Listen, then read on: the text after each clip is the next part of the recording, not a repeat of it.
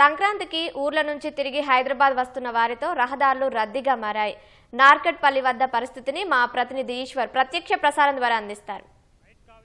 విజయవాడ హైదరాబాద్ జాతీయ రహదారిపైన అయితే వాహనాల రద్దీ కొనసాగుతుంది. ముఖ్యంగా సంక్రాంతి సెలవుల కోసం పల్లెలకు వెళ్ళిన వాళ్ళందరూ కూడా తిరిగి భాగ్యనగర్ హైదరాబాద్కి తిరిగి వస్తున్నారు. ఈ క్రమంలో ఇటు హైదరాబాద్ దగ్గర సమీప ప్రాంతాలు మొత్తం కూడా ఒకసారిగా రద్దీగా మారిందని చెప్పుకోవచ్చు. ముఖ్యంగా ఇటు ఆంధ్రప్రదేశ్ నుంచి ఇటు తెలంగాణ ప్రాంతం సరిహద్దు ప్రాంతమైనటువంటి కోదాడ దగ్గర అయితే వాహనాల రద్దీ అయితే నెలకొంది. వాహనాలన్నీ కూడా అక్కడ చాలా నెమ్మదిగా వెళ్తున్నాయి.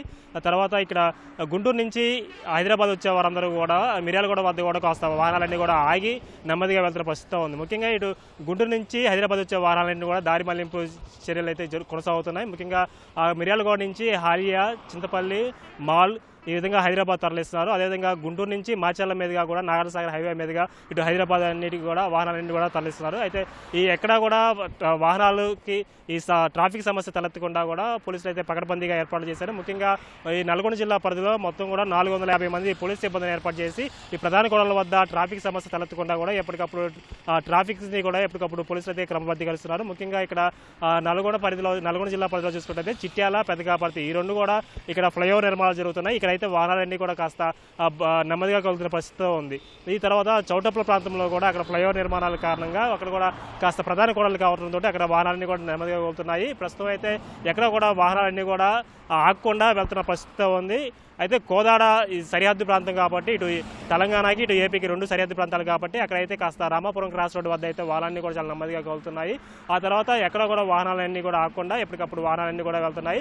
సూర్యాపేట జిల్లాలో కూడా వాహనాలన్నీ కూడా స్మూత్గా వెళ్తున్నాయి. ఎక్కడైనా ట్రాఫిక్ సమస్య తలెత్తితే వెంటనే డైవర్షన్ ఇవ్వడానికి కూడా పోలీసులు అయితే ఏర్పాటు చేశారు. ప్రస్తుతం అయితే హైదరాబాద్ టు విజయవాడ జాతీయ రహదారిపైన ఎలాంటి డైవర్షన్ లేకుండా కూడా విజయవాడ నుంచి వచ్చే వాహనాలన్నీ కూడా డైరెక్ట్గా హైదరాబాద్ మీద పంపిస్తున్నారు. పంతంగ టోల్ ప్లాజా వద్ద అయితే వాహనాలు కాస్త ఆగుతూ వెళ్తున్నాయి. అక్కడ కూడా ఎలాంటి ట్రాఫిక్ జామ్ కూడా లేదు. అయితే అద్దంకి నార్కెట్పల్లి హైవే మీద అయితే కాస్త వాహనాలు అయితే నెమ్మదిగా కలుగుతున్న పరిస్థితి ఉంది. ముఖ్యంగా ఇటు పొందుగోల బ్రిడ్జి, అదేవిధంగా దామర్చర్ల, మిర్యాలగూడ, ఆ తర్వాత నల్గొండ ఇక్కడ కాస్త వాహనాలన్నీ కూడా చాలా నెమ్మదిగా కలుగుతున్నాయి. అయితే మిర్యాలగూడ వద్దే వాహనాలన్నీ కూడా దారి మళ్లింపు చర్యలు చేపడుతుంది.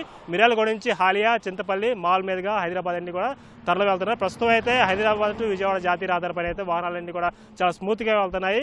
అక్కడక్కడ ప్రధాన జంక్షన్లు మాత్రమే కాస్త నెమ్మదిగా కలుగుతున్న పరిస్థితి ఉంది. అయితే హైదరాబాద్ టు విజయవాడ జాతీయ రహదారిపైన మొత్తం 17 బ్లాక్ స్పాట్లు ఉన్నాయి. ఈ 17 బ్లాక్ స్పాట్ల వద్ద కూడా పోలీసులు అయితే భారీగా మోహరించున్నారు. ఎక్కడ కూడా వాహనాలు ట్రాఫిక్ జామ్ తలెత్తకుండా కూడా పకడ్బందీగా ఏర్పాట్లు అయితే కొనసాగుతున్నాయి.